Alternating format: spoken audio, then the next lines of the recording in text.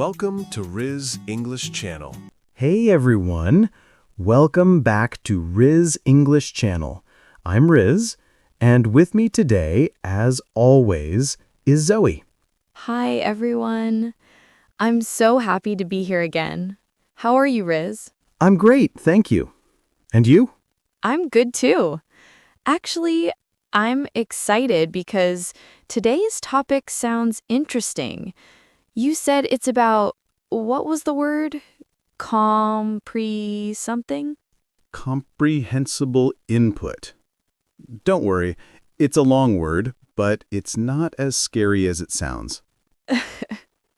Yeah, I thought so. What does it mean? Good question.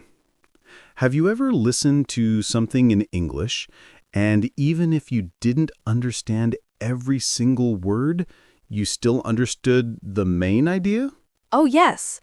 Like, when I watch English movies with simple dialogue, I don't understand everything, but I can guess what's happening. Exactly. That's what comprehensible input means. Language that you can understand from context, even if some words are new. So I don't need to understand every word to learn English? That's right. You don't need to understand every word. You just need to understand enough to get the meaning. That actually makes me feel better. Sometimes I get stressed when I don't understand every word in a podcast or video. You're not alone. Many learners feel that way. But remember, even native speakers don't understand every single word in a new topic. The key is to focus on understanding the message, not the individual words. So comprehensible input means listening or reading something that's not too easy, not too hard, just right for your level? Perfect. You got it. Something you can understand mostly, but with a few new words to learn from context. Okay, so how can our listeners use this idea to learn English faster? Great question. Let's break it down into small steps. First, choose English that's a little higher than your level, like this podcast. Yes, we try to speak clearly and slowly, right? Exactly. Our podcast is made to give you comprehensible input. We speak clearly, we repeat key phrases, and we use natural English. So listening to this podcast can help learners improve naturally, without studying grammar all the time. Exactly. You learn grammar and vocabulary naturally by hearing it again and again in real situations. That's so much easier than memorizing grammar rules. It is. For example, if you listen to many conversations where people say, "I'm going to the store," your brain will learn that pattern automatically. You don't need to think, "Oh, this is the present continuous tense plus infinitive." Yeah, that's too complicated. My brain would stop working. Mine too. So instead, we focus on listening and reading English that we can understand. That's how babies learn languages too. Oh, right. Babies don't study grammar. They just listen and slowly they start to speak. Exactly. The same idea works for adults too. So, if our listeners want to practice comprehensible input, what should they do every day? Good point. Let's give them some ideas. Okay, idea number 1. Listen to English every day, even for just 10 minutes. It could be a podcast like this, a YouTube video, or even a short story. 10 minutes sounds easy. Everyone can do that. Exactly. And here's the trick. Choose English that you enjoy. If you like cooking, watch a cooking video in English. If you love movies, watch short movie clips with subtitles. That's good advice. When it's fun, it doesn't feel like studying. Right. The more you enjoy it, the more your brain remembers. Okay, what's idea number 2? Read simple English stories or news. You can find easy reading apps or websites made for English learners. I like reading short stories. Sometimes I read children's books in English. They're fun and simple. That's perfect. Children's books are great comprehensible input because they use everyday language. And idea number 3. Repeat. Listen to the same story or podcast again and again. Really? Won't that be boring? Maybe a little, but it's powerful. When you listen again, you notice words you didn't catch before. It helps your brain learn faster. Okay. That makes sense. Now, let's teach our listeners some phrases to use when learning English this way. Sounds good. Phrase 1.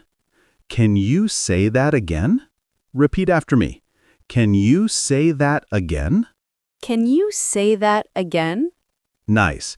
Use this when you don't understand something the first time. I use that a lot with you, Riz. That's a good thing. It means you're practicing. Phrase 2. What does that mean? Repeat. What does that mean? What does that mean? Great. This helps you ask for meaning without switching to your first language. That's helpful. I'll use it more. Phrase 3. Can you speak slowly, please? Can you speak slowly, please? Perfect. These 3 phrases are your best friends for comprehensible input. My new best friends. Say that again. What does that mean? And speak slowly, please. Exactly. And for our listeners, practice these when you watch English videos or talk to someone in English. You know, Riz, when I started learning English, I used to watch American TV shows with subtitles. At first, it was hard, but after a few weeks, I started to understand more and more. That's a perfect example of comprehensible input. You were listening, reading, and understanding from context. Yeah, and sometimes I laughed even before I understood why. That's how you know it's working. So, for our listeners, don't worry if you don't understand everything right now. Just keep listening and reading. Yes, that's the magic. Even if you understand 70%, you're learning. Your brain is working in the background. That's really cool. Let's do a quick recap. What is comprehensible input, Zoe? It's English that I can understand mostly, even if I don't know all the words. Perfect. And why is it important? Because it helps me learn English naturally. Like a child learns by listening and understanding, not by memorizing grammar. Excellent. And how can we practice it? By listening and reading every day, choosing topics we enjoy and repeating them many times. Brilliant summary, Zoe. Thank you, teacher. Thank you. And for our listeners, remember, learning English doesn't have to be stressful. Just surround yourself with English that you enjoy and can understand. And don't forget, it's okay to make mistakes. Mistakes mean you're learning. Exactly. Every mistake is progress.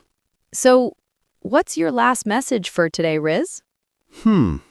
I'd say listen, read, and enjoy English every day. Even 5 or 10 minutes a day makes a big difference. I love that. Small steps every day. Yes, English is not a race. It's a journey. Just keep going. That's beautiful. Thank you, Zoe. And for our listeners, we hope you learned something new and feel a little more confident about your English. If you enjoyed this episode, please like, share, and subscribe to Riz English Channel. And remember, learning English can be fun, friendly, and easy if you practice every day. That's right. So keep smiling, keep learning, and see you in the next episode. Bye, everyone. Bye. Thank you for watching. Like, share, and subscribe. To keep learning English the smart way.